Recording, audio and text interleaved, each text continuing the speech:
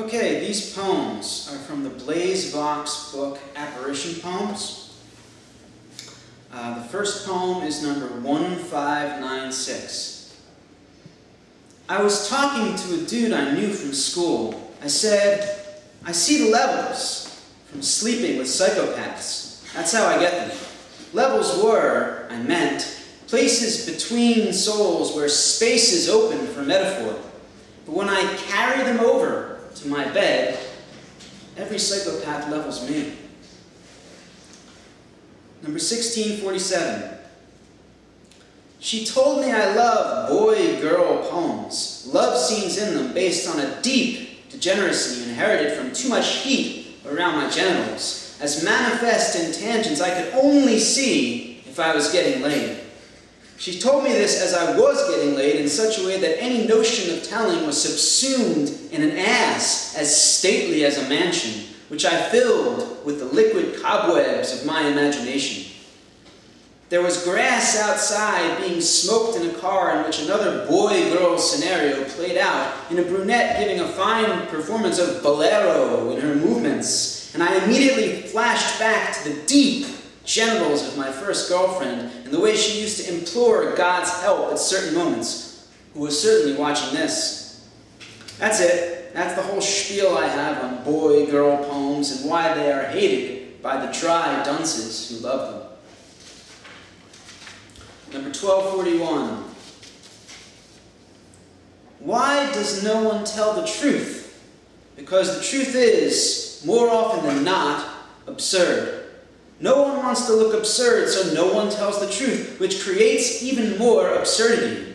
Worlds grow into self-parody. Systems grow down into gutters. Whole epochs are wasted in perfidy. Cassandra finally opens her mouth. No one listens. They want her to star in a porno, set her up with a stage name. She learns not to rant. Visions cloud her eyes. Cunt. Number 1249.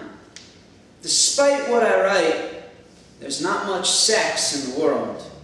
Walk down Walnut Street, take an inventory. How much sex are these people getting? This one fat, this one ugly, this one old, this one a baby. A couple married 20 years, or 10, or 5. Not much sex in these lives. But media, movies thrive on representing this tiny demographic. Single, young, promiscuous. Crowds come. Number 1617. Philosophy says that poets want to lose. What are conditions of losing? To whom? The conditions to whom they concern, to unrepresented phantoms mostly, are colors which, to transcribe, require a solid core of nebulous necromancy which philosophy calls, for its own poetic reasons, loss. I took this from one strictly, which necessitated looseness towards me, for himself, took several median blended colors and painted a razor on the roof of a red building. Then I fell off. But I lived. Number 1497, this one appeared in Denver Syntax. Nothingness grows vast. Nothingness tastes sweet only for 10 seconds. Of this, depth without depth, crass substitute for realms of total glory she effaces. Once spilled milk cries, like a chalk stain on blue jeans. A just smoked joint. Number 1473, and I hope you will not accuse me of misogyny. Passages that shudder between blackness, between legs, between what moves, taps head, between us, like this, taps head again, hints she may not be the animal bride I'm looking for. By this I mean seed carrier, not the same as mother for kids, almost. What's between what used to be between us, what now is between her others, who have more claim to be animal brides. But she's here. That's the key. Here now, actually, which may be all that matters if to matter is to lie back, legs apart, between being, becoming, moving, removing all barriers, fences, boundaries, expenses to move again. Number 1605. This killer wears a tight black shirt, glasses. There are noises of digging happening from the bathroom. She's in bed, hands over her mouth, frozen upset. Then the mirror is dug through. His face appears in a wall with a square cut in it. The face is there, hovers there, just sits. It has the promise of action that kills. This is the tableau I watch every time I'm in the bathroom while she's in bed and smiling. Number 555, and this one takes place in Montreal, both on the Rue St. Catherine and up the plateau. Wood-floored bar on Rue St. Catherine. You danced, I sat, soused as Herod, sipped vodka tonic. Endless, bland medley belting out of the jukebox. You smiling, I occupied keeping you happy, unfrazzled. Suddenly sounds behind us. The bar wasn't crowded and patron, rakish, whisker-flecked, big mouth, lifted a forefinger at beer belly bartender bitching back. Soon a real fight, violence and quiet midnight. I, scared, got you out of there. But you had to dance, he said, had to dance. So we paved the plateau, tense, steps, found nothing. You started crying and stamping your feet like a child. I grabbed you and dragged you back to our room. You stripped, curled into fetal position, beat your fists against the mattress. In this way you danced through the night, dozed and woke, ready for more. Number 1341, and this one is a Philly poem.